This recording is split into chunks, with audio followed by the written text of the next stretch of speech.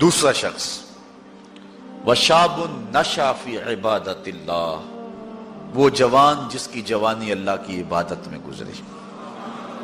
کتنا بڑا اعزاز! حضور نے فرمایا الشاب التائب حبیب اللہ، لوگوں سن لو، جو جوان جوانی میں توبہ کرے وہ اللہ کا حبیب ہے۔ اور ایک روایت میں آتا ہے 1000 بوڑھے کے توبہ کرنے سے اللہ کو ایک جوان کی توبہ زیادہ محبوب ہے۔ اور جب کوئی جوان جوانی میں توبہ کرتا ہے اللہ کا عرش بھی خوشی میں جھوم اٹھتا ہے۔ جوانی کی توبہ اللہ کو بہت زیادہ پسند ہے۔ وہ جوان جس کی جوانی اللہ کی عبادت میں گزری۔ جوانی مستی کا نام نہیں ہے، جوانی آوارگی کا نام نہیں ہے، خواہشات کی تکمیل کا نام جوانی نہیں ہے، موڑوں اور چوکوں پہ کھڑا ہونے کا نام جوانی نہیں ہے، مصلی پہ بیٹھ کے رب کے حضور آنسو بہانے کا نام جوانی۔ ایک روایت میں آتا ہے کہ تمہارے بہتر جوان وہ ہیں جو بوڑھوں کی مشابہت اختیار کریں، اور بدترین بوڑھے وہ ہیں جو جوانوں کی مشابہت اختیار کریں۔ تو بہترین جوان یہ ہے کہ جو جوانی میں بڑھاپے جیسا ہو، بوڑھوں جیسے انداز اور اطوار اور عادتیں اپنائے، اچھے اخلاق اور اچھا انداز، اور مصلی کو لازم پکڑے۔ وشاب نشأ فی عبادت اللہ، وہ جوان جس کی جوانی اللہ کی عبادت میں گزری۔ شب و روز، میں نے کل بھی کہا تھا کہ بڑھاپے کے اندر نیک اعمال کرنا بہت بڑی بات ہے، بہت بڑی سعادت ہے کہ بڑھاپے کے اندر نیک اعمال کیے جائیں، لیکن عبادت کا جو لطف جوانی میں ہے وہ بڑھاپے میں نہیں ہے۔ اللہ اکبر! اللہ تعالیٰ جل شانہ جوان کی توبہ کو پسند کرتا ہے، وہ جوان جو اللہ کی عبادت میں ہو۔ وشاب نشأ فی عبادت اللہ، وہ جوان جس کی جوانی اللہ کی عبادت میں گزری۔ اب عبادت کا مفہوم بہت وسیع ہے۔ ویسے بہترین عبادت نماز ہے، بہترین عبادت الصلاۃ، نماز ہے، اور حضور نے اس کو اپنی آنکھوں کی ٹھنڈک قرار دیا۔ لیکن صرف عبادت کا مفہوم نماز تک ہی نہیں ہے، عبادت کا مفہوم بہت وسعت والا ہے۔ ساری زندگی اللہ کی رضا میں گزار دینا، اللہ کی مرضی کے مطابق زندگی گزار دینا، یہ عبادت ہے۔ اللہ اکبر!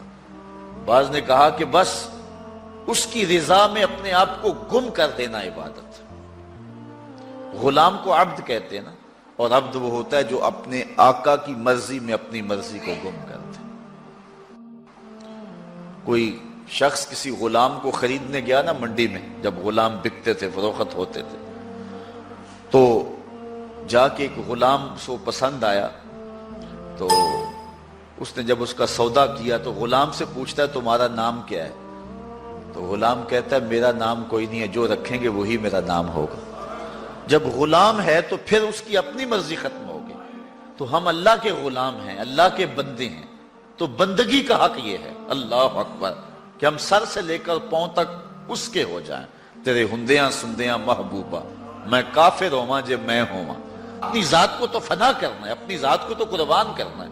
وہ جوان جس کی جوانی کے حسین ایام، جس کی جوانی کے خوبصورت لمحے، جبکہ بانکپن تھا، جبکہ خواہشات کا ہجوم تھا، جبکہ تمنائیں اپنے عروج پہ تھیں، لیکن اس نے سب کچھ اپنے رب کے لیے قربان کر دیا۔ سحری کے وقت اٹھ کے مصلی بچھایا اور آنسو بہائے، اور اللہ کے حضور عبادت کرتے ہوئے اپنی رات کو بسر کیا۔ ایک روایت میں آتا ہے جو دن کا روزہ اور رات کی عبادت نہیں کرتا اس کو ایمان کی حلاوت ہی نصیب نہیں ہوتی۔ ایمان کی ایک حلاوت ہے، ایمان کی ایک مٹھاس ہے، ایمان کا ایک مزہ ہے، ایک سرور ہے۔ وہ کس کو نصیب ہوگا؟ جو دن روزے سے گزارے گا اور رات مصلی پہ گزارے گا، اپنی آنکھوں پر حیا کے پہرے بٹھائے گا، اپنی سوچوں کی پاکیزگی کا سامان کرے گا۔ ورنہ جوانی آئی اور گزر گئی، اور اپنا قیمتی وقت ہم نے برباد کر دیا۔ جس طرح ہر چیز کا بانکپن جوانی میں ہوتا ہے، عبادت کا جو سرور اور عبادت کی جو لذت جوانی میں نصیب ہوتی ہے وہ زندگی کی کسی اور ایام میں نصیب نہیں ہوتی۔